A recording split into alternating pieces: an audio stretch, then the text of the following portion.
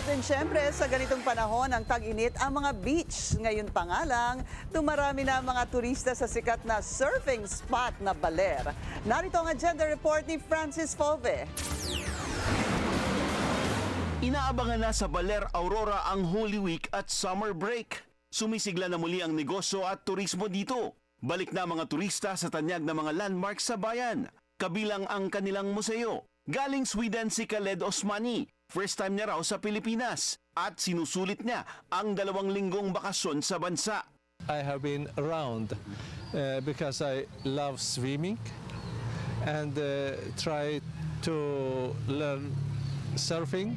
Kilala ang Baler Aurora sa surfing waves nito. Umaasa ang Baler Tourism Office ay mas dadagsa pa ang mga turista para bisitahin ang kanilang mga beach na ayon sa kanila ay ang sang pinagmulan ng surfing sa Pilipinas. Nasa bucket list ni Peds ang makabalik sa Sabang Beach. Isinama niya ang pamilya para matuto ring mag-surf. Uling punta ko dito 2015 pa. So, nag-mark sa akin to kasi dito ako first natutong mag-surf. And alam ko yung spot na to, pang surfing talaga, pang beginner. Siyempre, ako beginner. Sa ibang magagaling, astig din yung swell dito. And mababaw. Kwento ng mga taga-Baler, malaki ang nawala sa kanilang kabuhayan simula pa nung pandemya. Pero ngayon ay dumarami na ang mga nagbubuk sa hotel at beach resorts.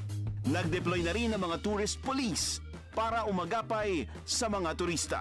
Para sa agenda, Francis Polbe, Billionaire News Channel.